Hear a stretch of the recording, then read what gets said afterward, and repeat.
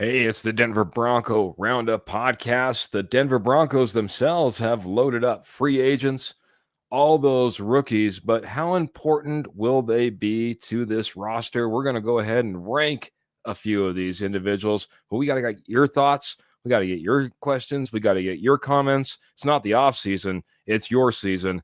Let's go. It's the Denver Bronco Roundup podcast right now.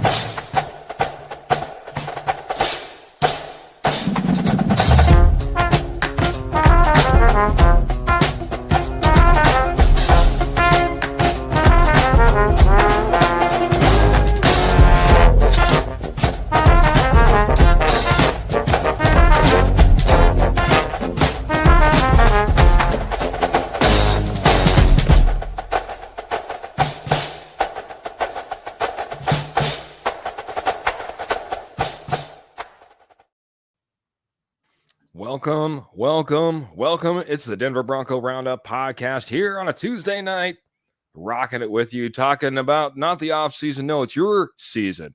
I think I thought about that, man. All year long, they make the headlines. They're playing the games. They're making the signings. It's not the offseason. It's your season. It's your turn to chime in about your team right now. And that's what this show is going to be all about. My name is Keith Brugman. I'm not alone. I'm going to go ahead and I'm going to go around the horn, but I'm going to go the way that we all showed up to the show. Mr. Kenny Kirkpatrick, how you doing this evening? It was nice not waiting around for you, and glad to have you on the show. Thank you. It must be Tuesday night. I have the night off, and what better night to spend it than with my fellow co-host on Denver Bronco Roundup and the greatest posse in the world, the Denver Bronco Roundup's posse. So good evening, everyone. We got a great fun-packed show, fun-filled and packed show for everybody tonight, and I can't wait to get it started, Keith. Can't wait. Been waiting on Mr. Trevor Salzman. He said, "Can I join the show?" I said, "Yeah, man, jump in, man." And then, like any good friend does, when you're all about ready to leave and that one friend isn't there, you just can't leave him behind. We waited till the very last second. Thanks for everybody that was in there earlier and waited for us to go live and have the Rocket Man with us. How you doing, Trevor? Doing well, Keith. I'm glad that you had to go out there and say I was last. But usually, ladies and gentlemen, I'm on Fridays, so I am proud and absolutely honored to be joining these two tonight and talk Bronco football, of course. So hope everybody in the posse is doing well, and I'm glad to be here.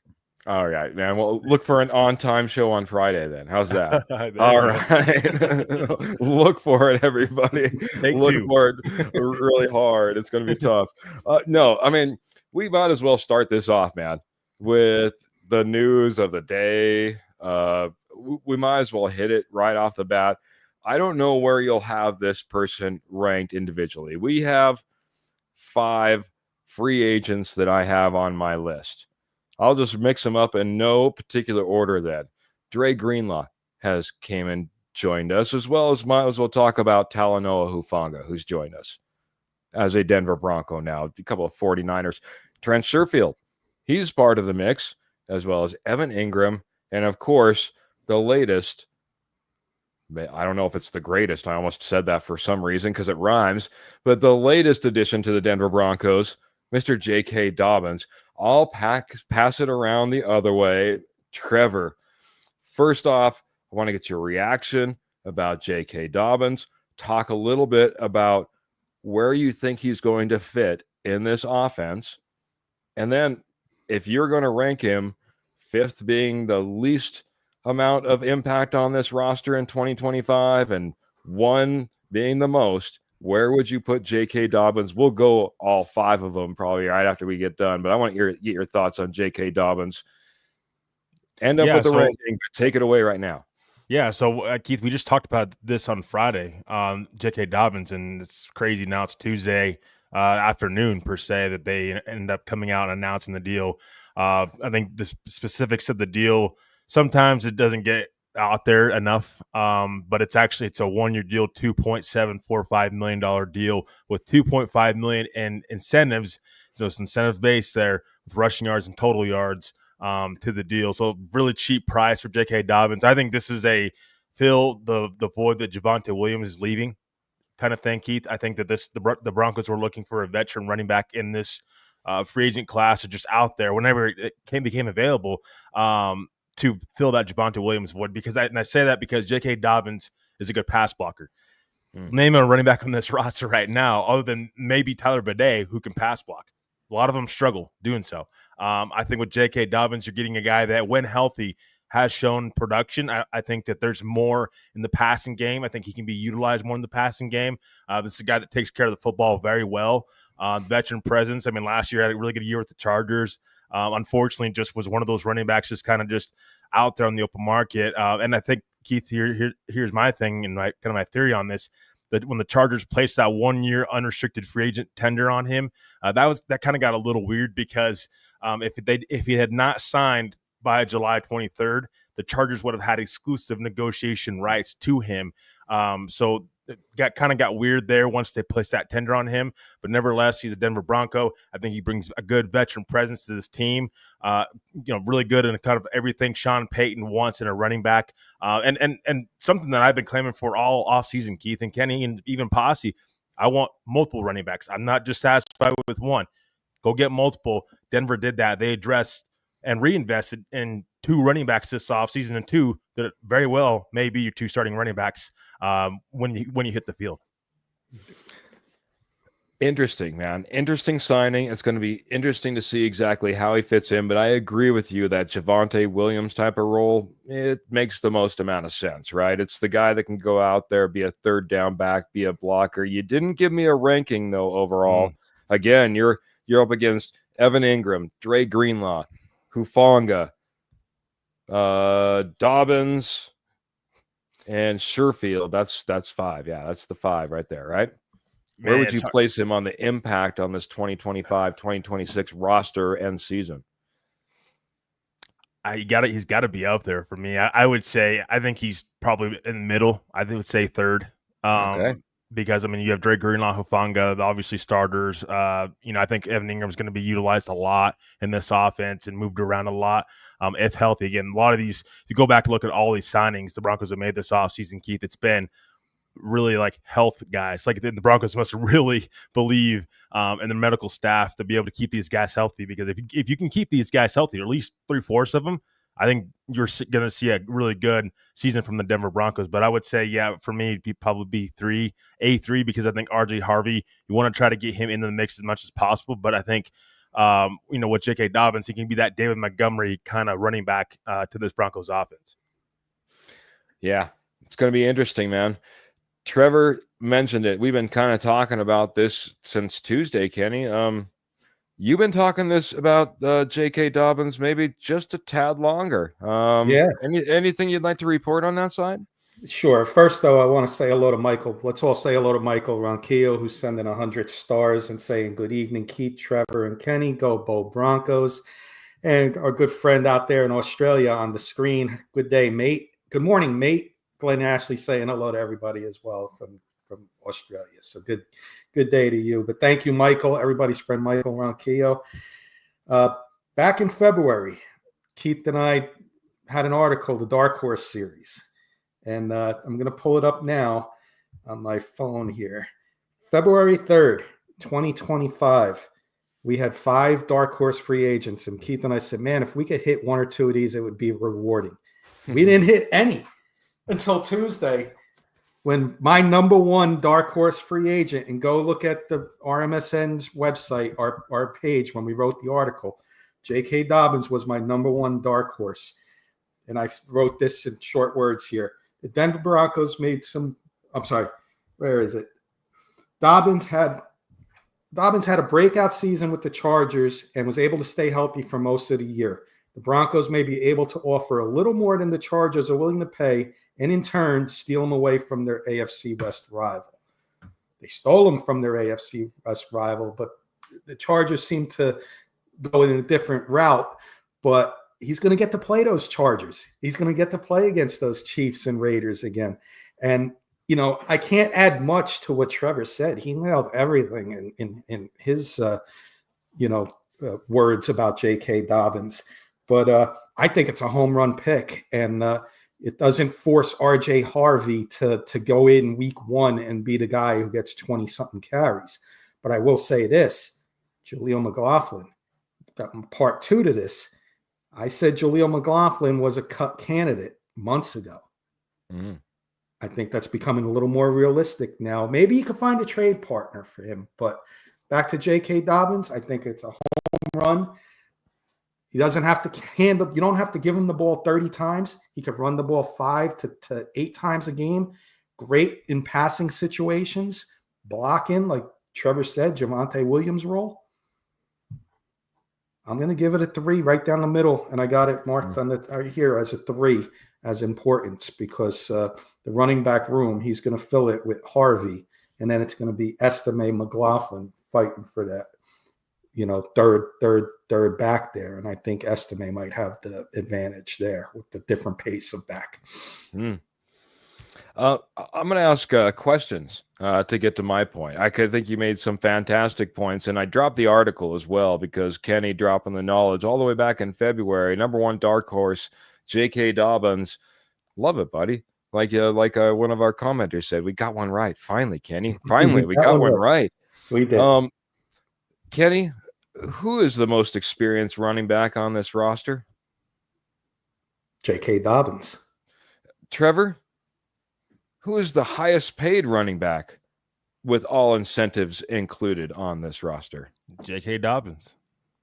How important is J.K. Dobbins going to be in this running back room? Everyone's like, oh, yeah, he's going to be competing. He's going to come in and kind of fulfill a small little role. He's the highest paid, most experienced, went out there and doubled up what Javonte Williams did last year on the ground. For all intents and purposes. I mean, this is a guy that can be a producer. I think you nailed it, Trevor. We've taken risks left, right, and otherwise on health guys. But Sean Payton believes in his health system and what he does. He calls it out in the media. He calls it out to his players. And now he's going out there and he's got some prove-it type of signings on this roster, pure and simple.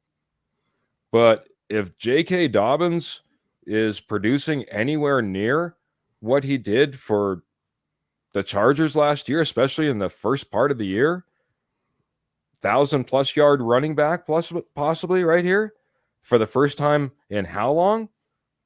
I mean, we're talking about a rookie coming in. This signing to me signals for whomever, we ain't happy. We're not okay.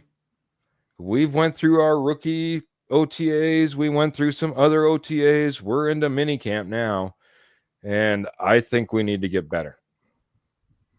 The Broncos don't have a ton of money to spend. They could have kept some of this money in the kitty. I think J.K. Dobbins is going to be a big factor.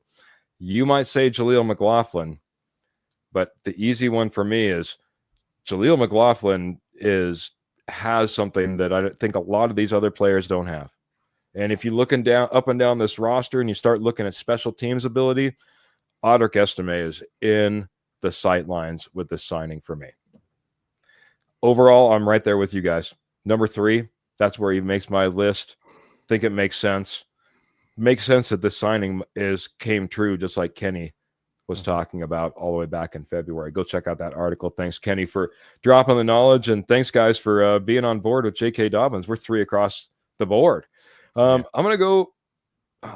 Let's just go ahead and kick this list off. Kenny, this was kind of your brainchild, not necessarily the free agent side of this, but your brainchild as far as this ranking. So let me start with you. What is your number 5 on this list? We'll start buzzing through some of these, buddy. Number 5, we can probably answer pretty fast. For me, it's Trent Sherfield as number 5 because he could be very important, but when the other free agents that we get to, they have to be higher because you still have Mims It could be Sherfield might not even make the team. You don't know. So you can always go with Mims, who's been an all-pro punt returner, kick returner at the positions. So Sherfield, easy number 5 for me. Awesome. I'll just be really quick. I'm right there with you. This is going to be a guy that will need to contribute and obviously fill a hole that was, honestly, we were pretty good at the position that he had. He's got some big shoes to fill, but all in all, the shoes compared to the other names that we're going to go through and the impact that they can have on every single game, I think are larger. It's pure and simple. So Trent Sherfield, number 5. He's going to be on this roster. He's going to have an impact, but he does come up at number 5 right now on my list. Mr. Rocketman, how are you doing? Doing well, Keith. Good. for me, I mean, Trent Sherfield's the same thing. It's a piece of 5 for me. I mean, most of his snap counts, you go back and look, he's played special teams. That's been his career.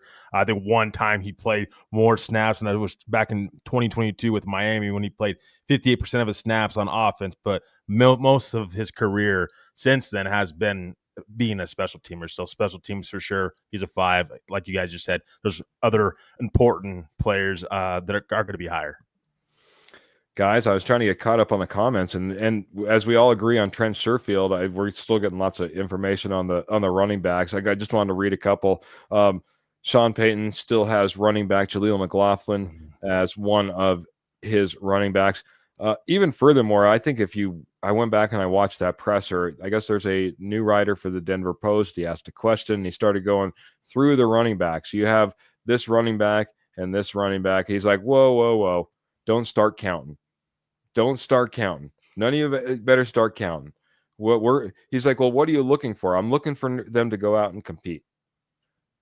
I'm looking for them to go out and play ball. That's what I'm looking for. Don't start counting. He's like, you can, I guess, if you want to, but we're not counting. We're looking to see what these guys are doing.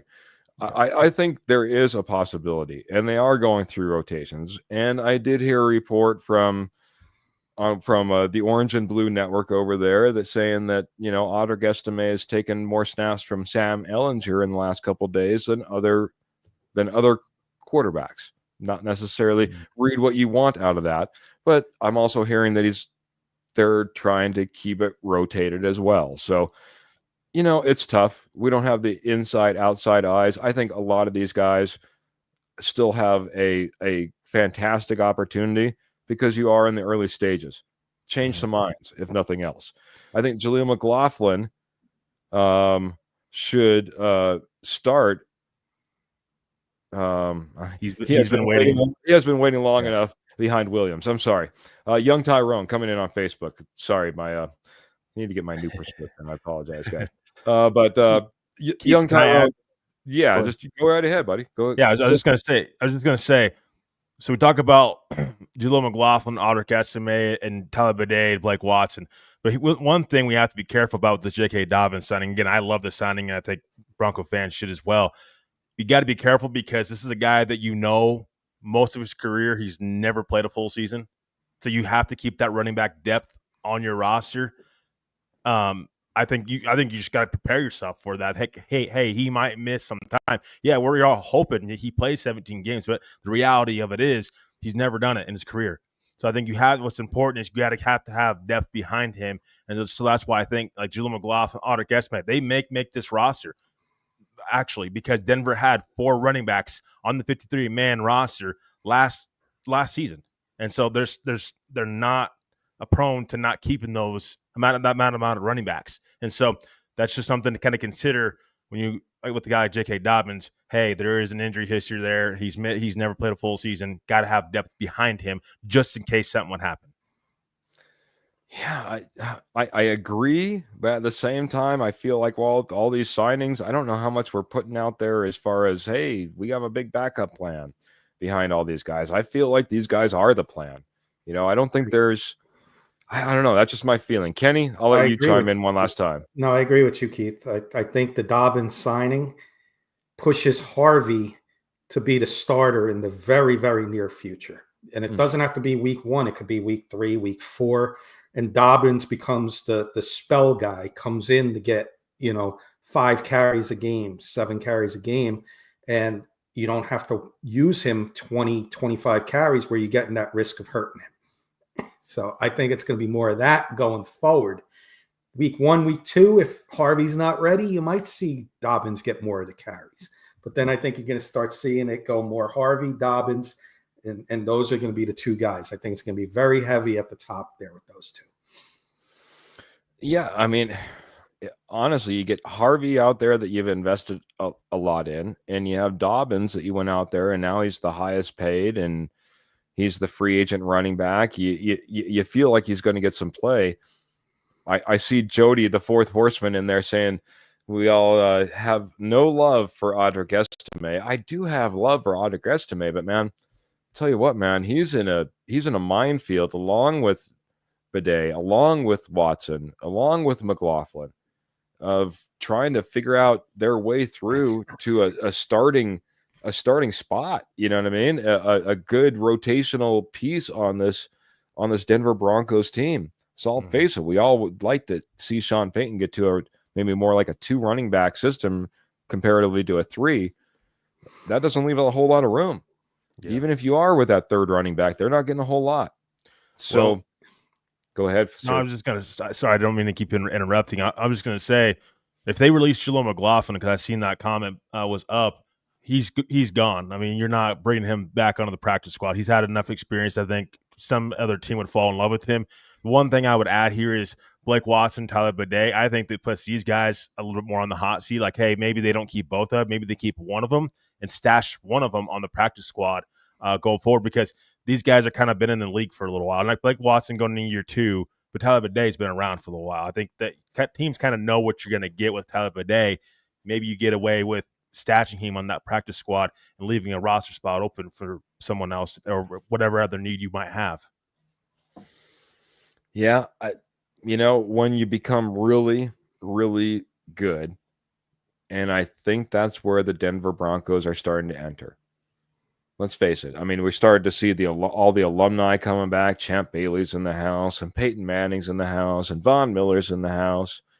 And Evan Ingram leaves and comes back and signs with us, and J.K. Dobbins leaves and comes back and signs with us, and Dre Greenlaw really wanted to be in San Francisco. San Francisco really wanted to keep Dre Greenlaw. He ends up here in Denver. Things are starting to come together. And at that point, your roster decisions become difficult. All of a sudden, you may have to expose a guy that you may not like and put him out there and hope for the best.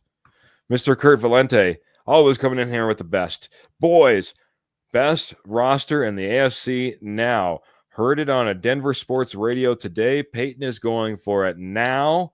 I love it.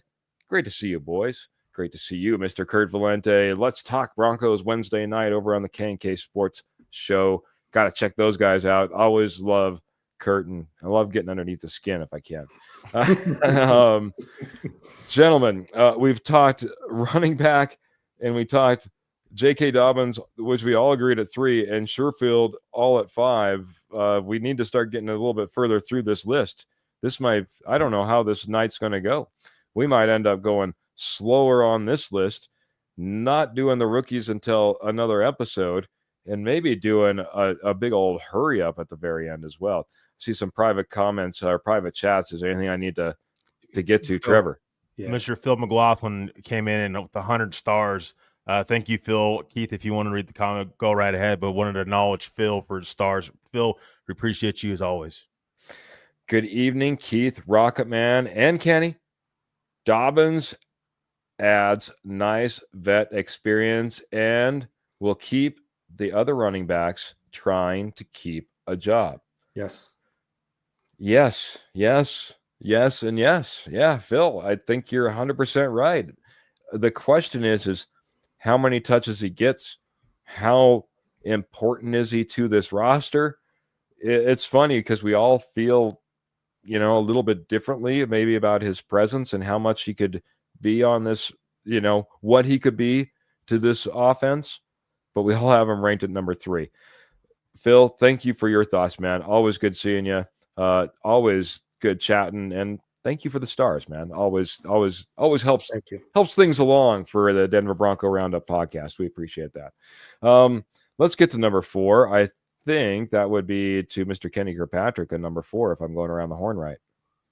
Okay, I'll go next. You want me to go first then? Okay. Yes, sir. I got Tufoa Hufanga at number 4. And again, all these are going to be importance. But when I look at this list, Hufanga's in the strongest room, the secondary. I think the Broncos have one of the best secondaries in the league, and if not the best secondary in the league. So that's why Hufanga falls at number 4 for me, as opposed to 2 or 1, where those other positions are, because you do have DJ Jones in secondary. You do have PS2, the best defensive player in the league. You got these other guys. So give me Hufanga at number 4, but a strong number 4. I'll say that in those words, a very strong number 4. Very good. Hopefully not DJ Jones hanging out back there, but Brandon Jones. Brandon Jones. Yeah. It might be scary when he's coming down here to tackle you on a blitz or something. I'm not sure. No, I think that's fair. Trevor, I want to see how fair you think that might be, or no, I shouldn't say that. I would just want to get who you have at number 4. Hufanga, Greenlaw, and Ingram still on the table. Oh, this is a tough one for me. Because I think Hufanga and Greenlaw, you can argue either way. I'm going to go Greenlaw at 4. I think this might surprise people a little bit because, how it's that linebacker room for Denver, really lack of production there's been there, I should say. But I just think with Dre Greenlaw, listen, I mean, he's a great player when he's on the field. Great sideline to sideline linebacker, a lot of speed, being able to be great in pass coverage, which is something Denver has lacked in an inside linebacker in a long time. But I mean, I think that he's going to add so much more to this Denver defense, and be able to have Alex Singleton right next to him. Hopefully, a healthy Alex Singleton. Hopefully, there's a little bit of Drew Sanders in there as well. I think is going to be huge for him. But I think Dre Greenlaw, regardless of where we put these players on this list, I think we can all argue he's top of a list as far as importance to this team. And I think Dre Greenlaw is a fantastic player. He's going to, I think, again, health-wise, guys stay healthy. I think he'll be a solid addition for Denver this season. Yeah. Wow. We're going to go down this list. By the way, we didn't share a list when it came to this at all. And we're going to be lockstep. And Kenny, I couldn't have spoke to it any better than what you did as far as what my notes were. I'm like, I look at that safety room. I feel pretty good about it. Last year, I felt like Hufanga was a bonus at that point.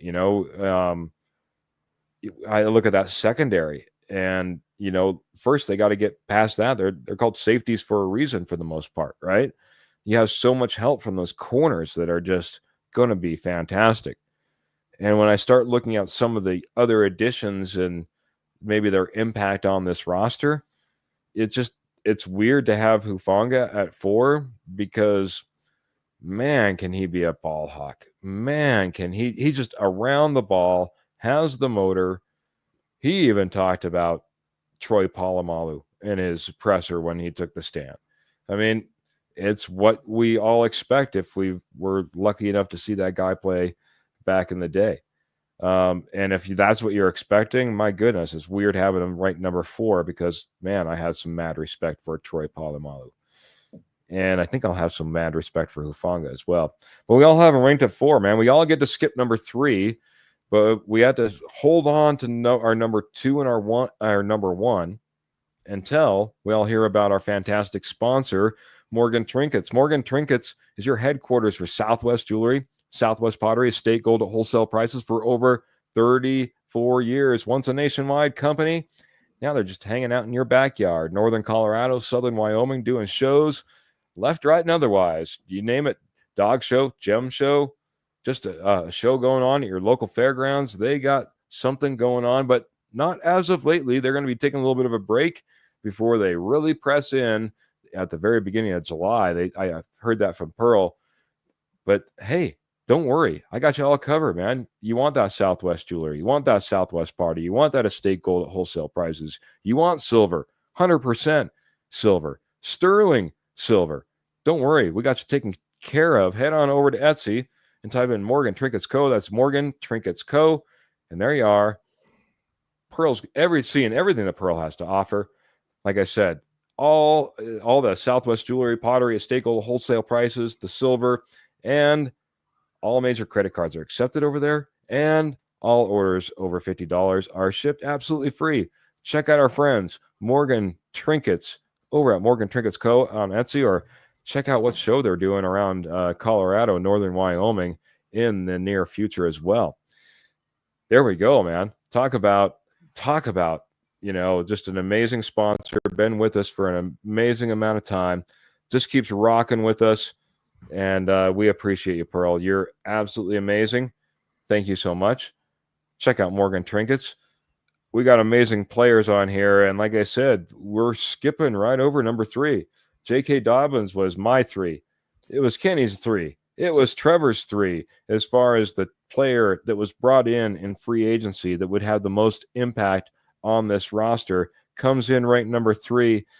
I know it's time for me to go to Trevor because I know I went to Kenny last on this last one.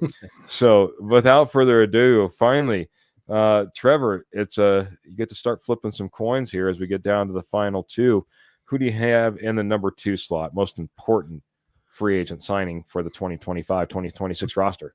I have Hufanga as number 2, Keith. And I say this because, listen, with Hufanga, I think you're getting even more upside. I think Greenlaw has a high floor when he's on the field, and there's no doubt about his production. This is why I kind of was flip-flopping back and forth between Greenlaw and Hufanga. But Hufanga is an all-pro caliber safety. I don't think we realized last year how poor PJ Locke was on the field. I mean, I'm trying to be nice saying it, but it's like the passer rating that he had was not great. 125.8 passer rating last year. And then a 74% completion percentage against him. And we've seen Brock Bowers beat him over the field multiple times. I like PJ Locke. I just don't know that he's a starting caliber safety in the NFL. Bringing Hufanga to this defense, if he can stay healthy, you're getting an all-pro caliber safety and the highest paid Bronco this offseason. The highest paid player they brought in this offseason has been Hufanga. They clearly invested in him.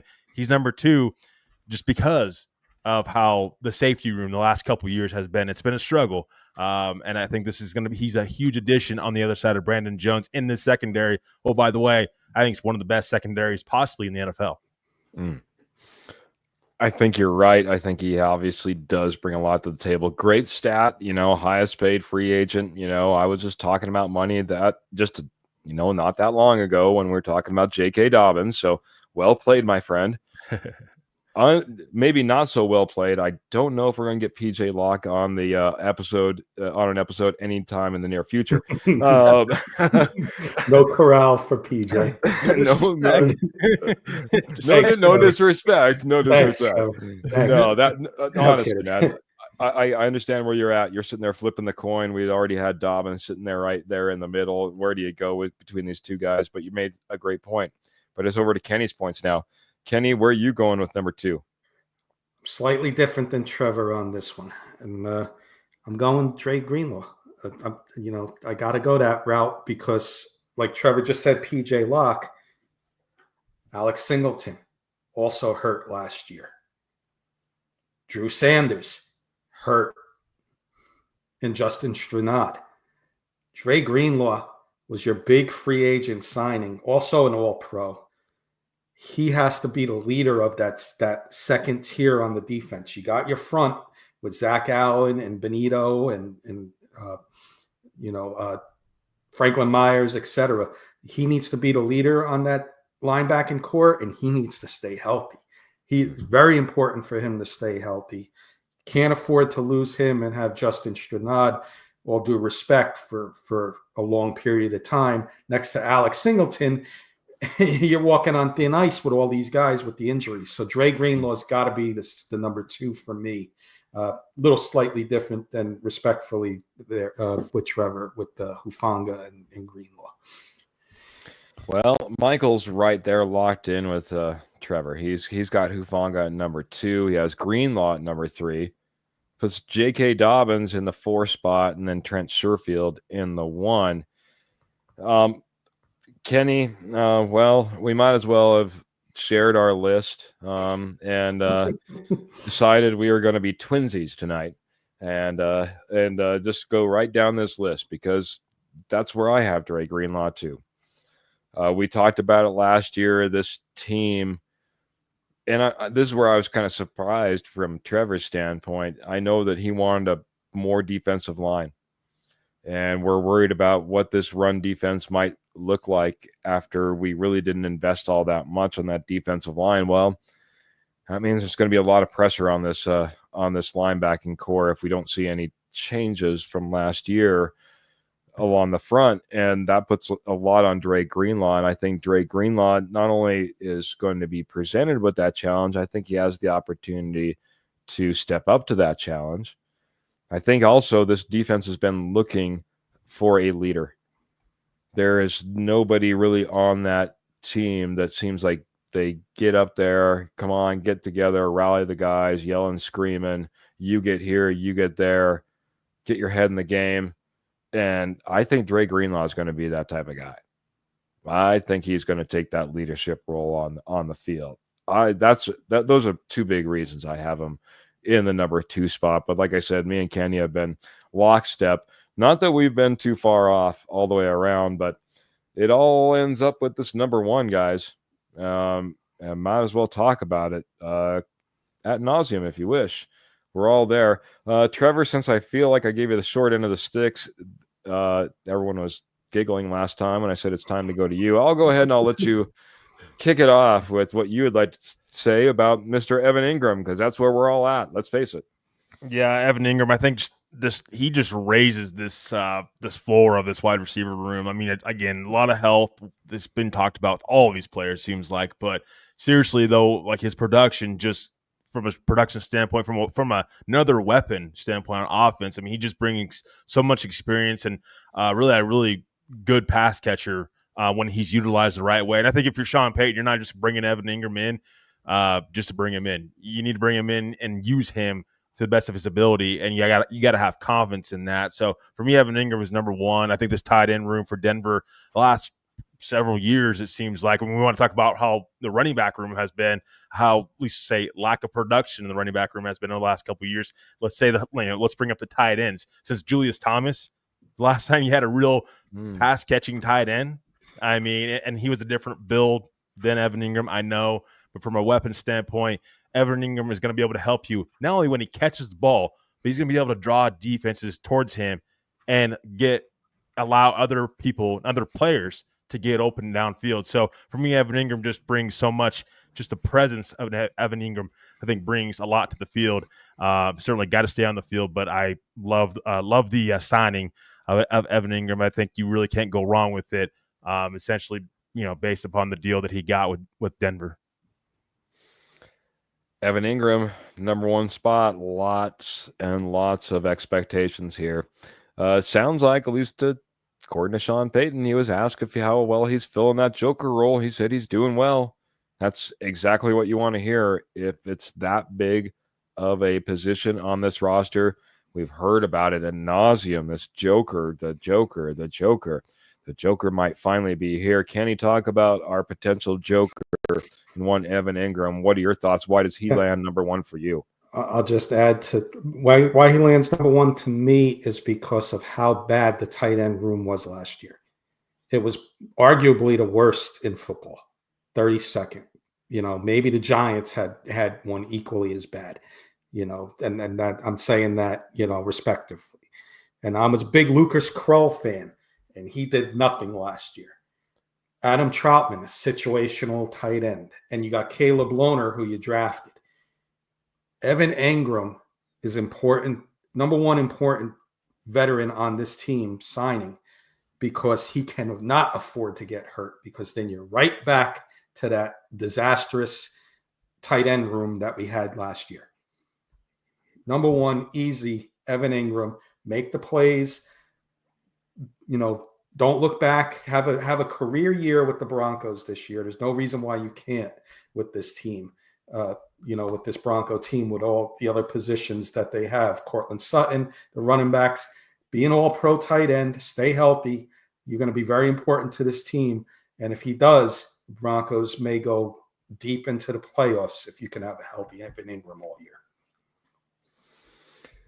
Yeah, it's the position that holds the biggest need, want, value from the end of the season all the way till now. All our hopes are residing on really a productive tight end. Trevor, Julius Thomas has been way too long ago.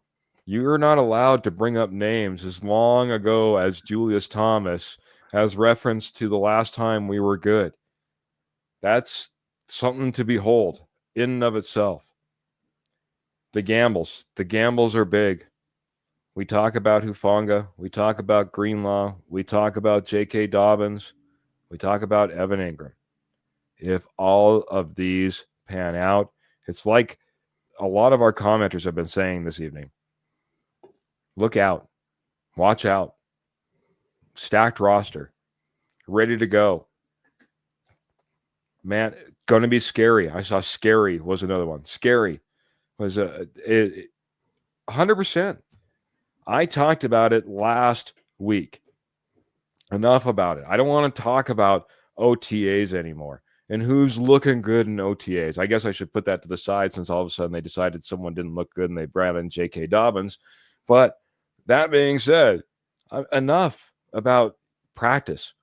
You're talking about practice? I'm not talking about the game. I'm talking about practice. All right?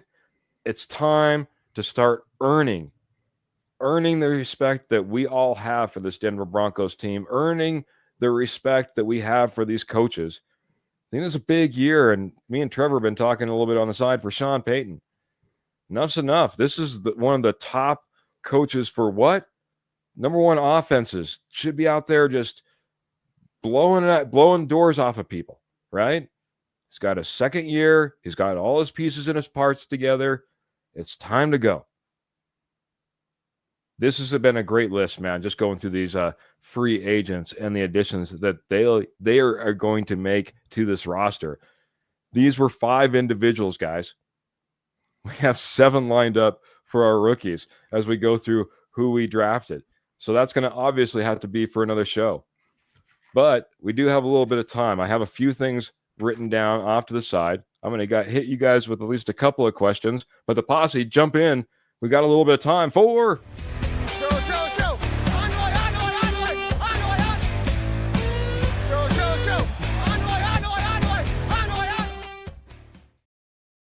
That's right. It's time for the hurry up, man.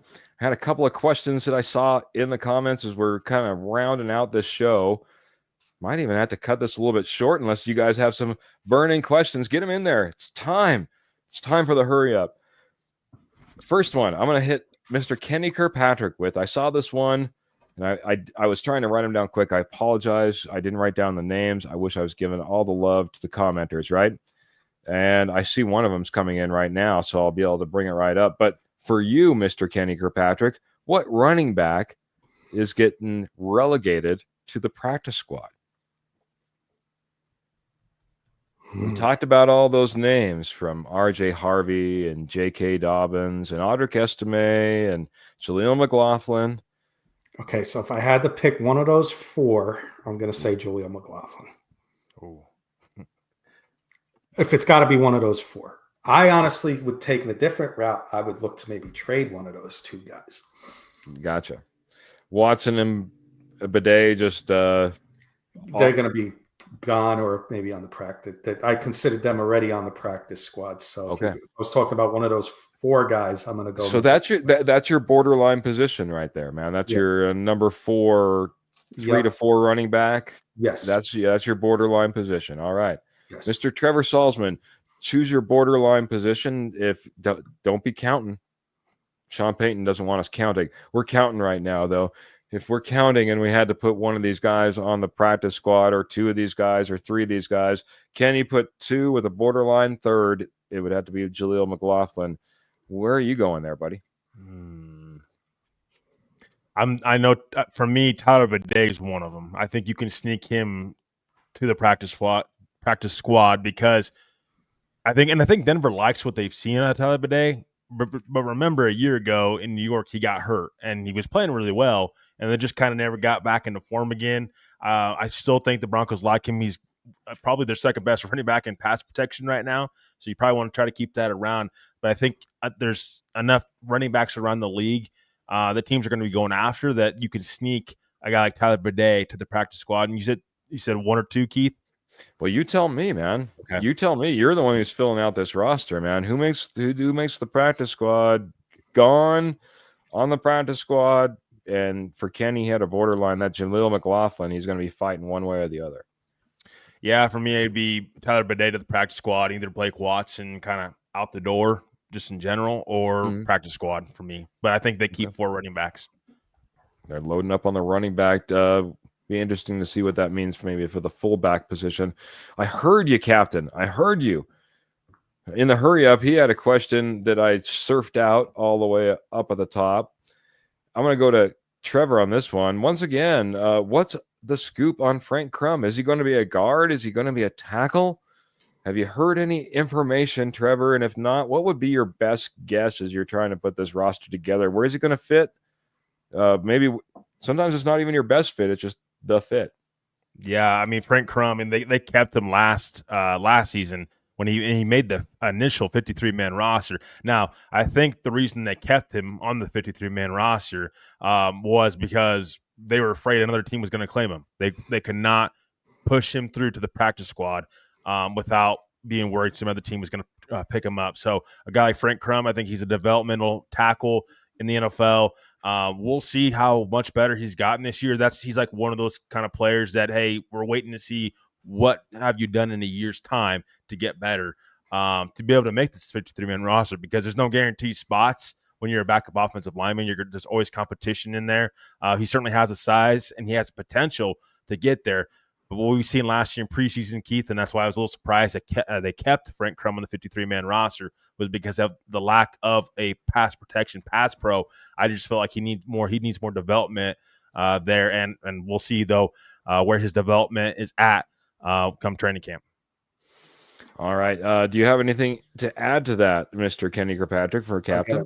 Nope. Trevor nailed it. I'm going to respectfully sit back on the Frank Crum. I didn't do too much research on him, Captain. Sorry. So Trevor nailed it, though, as always. The one thing I would say is he's known to play both right and left. We've been looking for that kind of swing tackle type of guy. He's a guy that has to develop. Hopefully you don't have to use him, obviously, because Mike McGlinchey and Garrett Bowles should be out there for 17-plus games as we ride off into the playoffs and continue to win. But that being said, I could see Frank Crum was enough of an investment piece. And I think you're right. He has the size. He has the hands. He just needs the development. There's a guy that came from a small school program and is trying to rise his way up in the ranks on an NFL team. So far, he's not only clung on, but he's been out there taking snaps in NFL games. He just needs to keep on the track. And I think this coaching staff has the mindset, the processing. We hear Sean Payton talk about all the time. We have these guys on a 3-year plan. We have a plan for them. We know what we want to do with these guys. We know how we want to develop them. Frank Crum's in that plan. And let's face it, Mike McGlinchey isn't the youngest guy in the world. Garrett Bowles isn't the youngest guy in the world. You will have to start having some backup plans in the near future. I think that's exactly the role that Frank Crum has.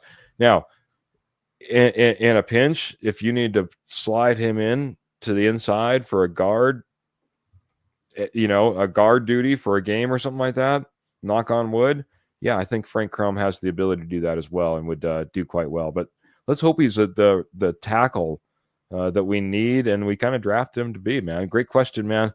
I'll keep an eye on Frank Crum as these mini camps continue to go on. Just for you, Captain. Thanks for being a part of us. Appreciate you coming in over on YouTube, man. I see Glenn has one if you want to hit that one. Yeah, absolutely. I'll try to bring it up if you see it. It's a roster one, and I like it. Who are your running back 1, and 2, wide receiver 1 and 2, wide receiver 1, 2, and 3, and tight end 1, 2 to start. So he wants the whole offense. Oh boy, yeah. I wrote it down. So I'll go first if you guys don't mind, and then you guys can go. I'll do my best. And Glenn wrote Glenn's is Dobbins and Harvey, Sutton, Bryant, Mims, Ingram, and Lohner. Very similar, Glenn. I'm flip-flopping Harvey and Dobbins. You drafted Harvey in the second round with a lot of, upside, big ceiling for him. The way you drafted him, he's going to be your number 1 starter. That's who I want my number 1. Dobbins, obviously, right behind him, number 2. I'm going Sutton, Mims, Bryant, just like Glenn, but I'm going Ingram and Troutman as the tight ends. He's got Ingram and Lohner. And then however you guys want to answer, that's my roster for Glenn. All right. Trevor, I'll let you chime in on this one. Yeah, for me, it's going to be Harvey and Dobbins, 1, 2. Wide receiver, it'd be Sutton.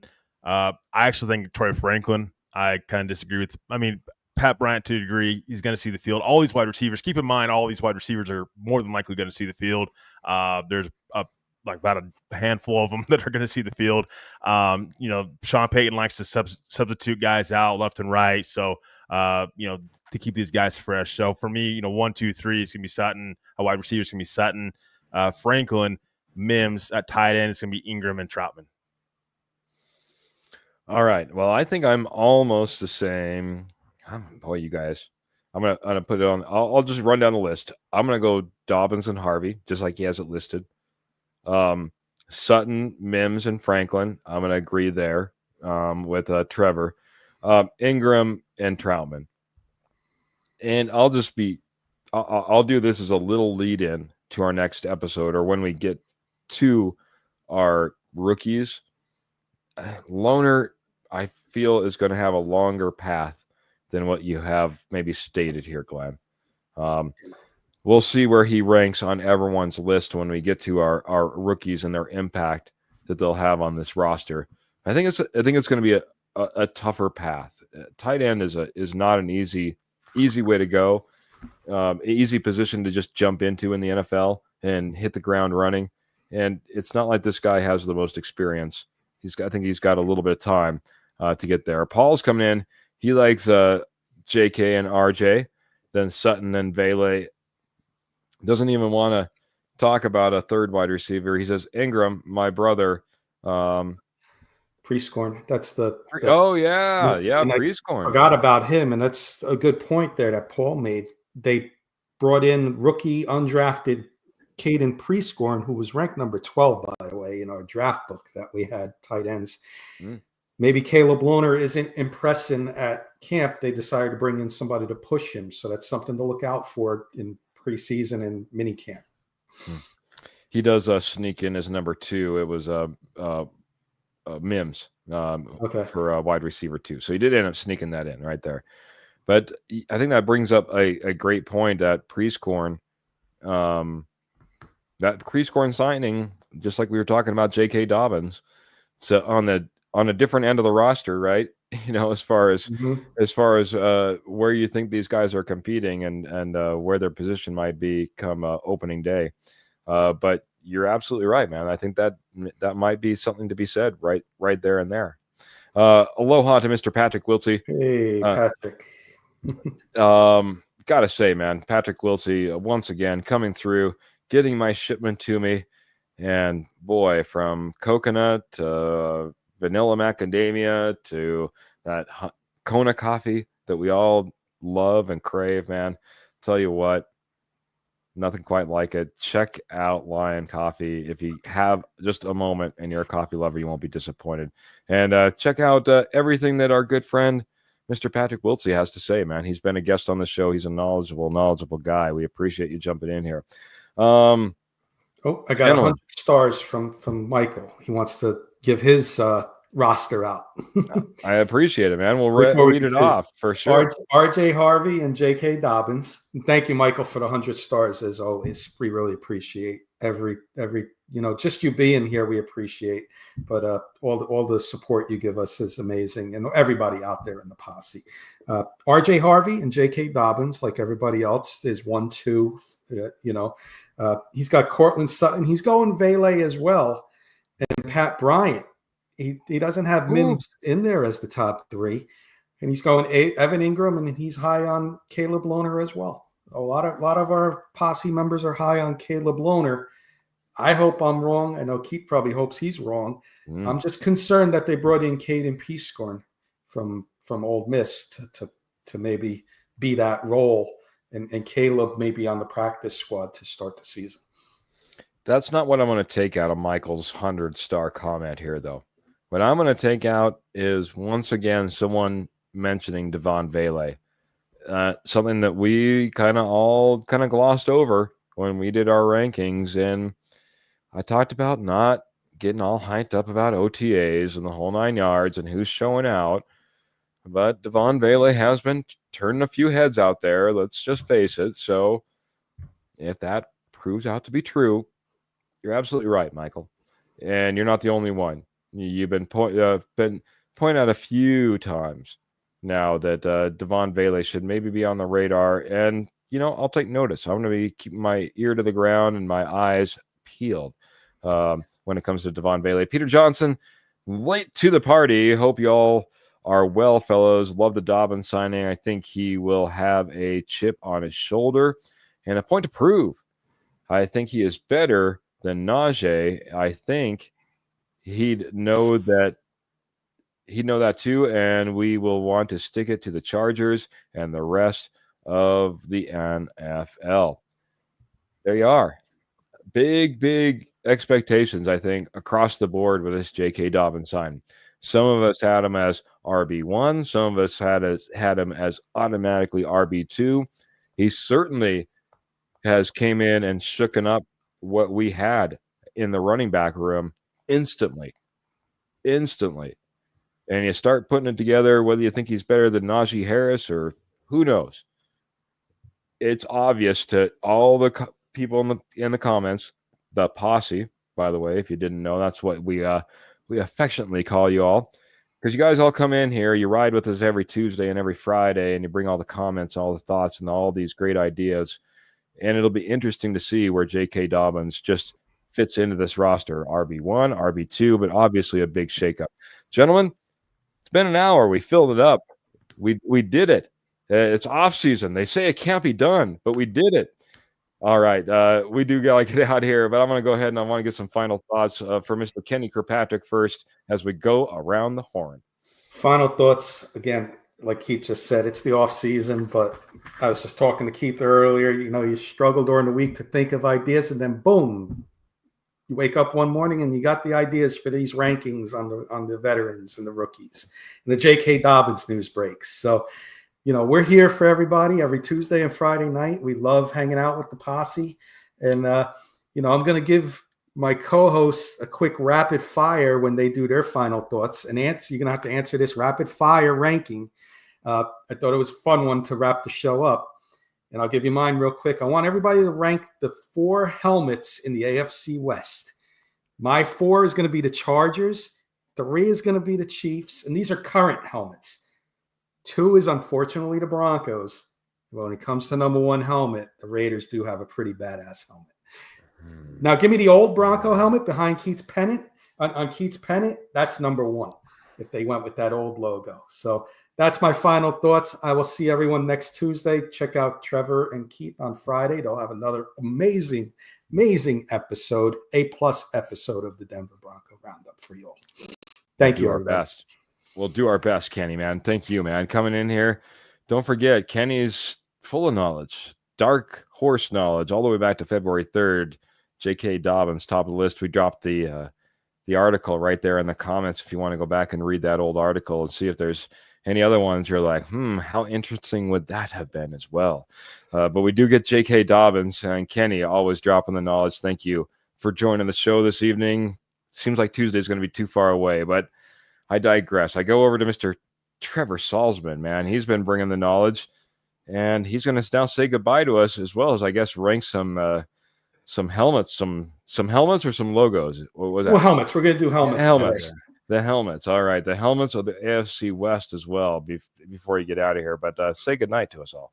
I think we need to do a background check on Kenny to make sure he's not like a secret Raiders fan or like a Raiders analyst on some other podcast. Because the Raiders, I can't agree with that. Love you, my friend, but I can't agree to that. I'm gonna say for me, it's gonna be Raiders, Chiefs, Chargers, and of course the Broncos number one. I mean, I can't go against the Broncos logos. I don't see I like the D logo too, but they got to respect the horse. I mean, this team won Super Bowls and with the horse logo. I mean, on the helmet. I mean, it's just like, I don't know.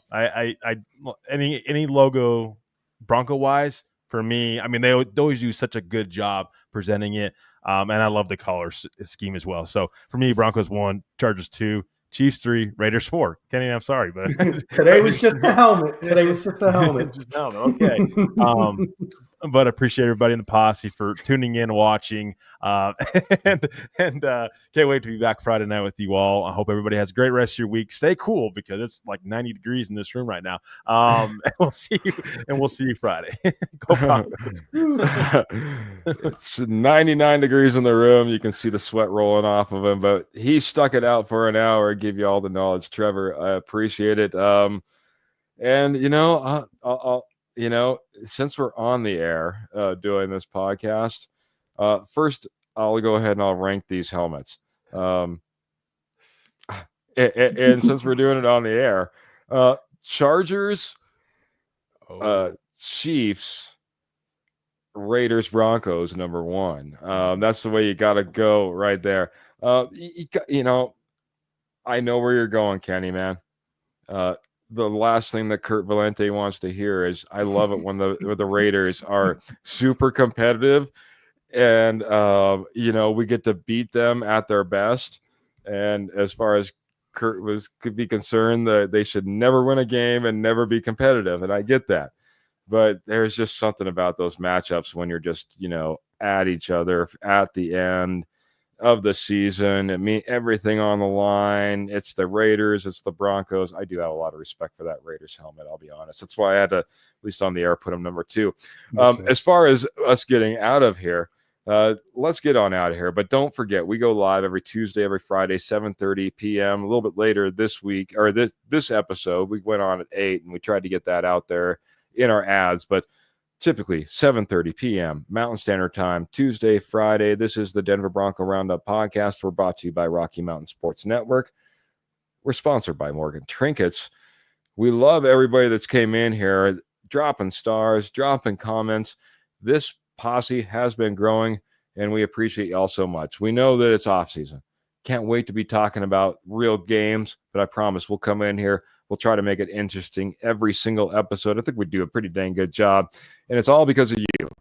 Because without your ideas, your thoughts, your comments, your questions, it wouldn't be the show. It wouldn't be the show. But we do got to get out of here. It's been over an hour. We got to roll. We get out of here one way and one way only. Make sure you keep those boots in the stirrups, those guns in the holsters, and, of course, the Denver Broncos in your heart. Until we see you next time, we're going to roll on out of here. Have a great week, everybody.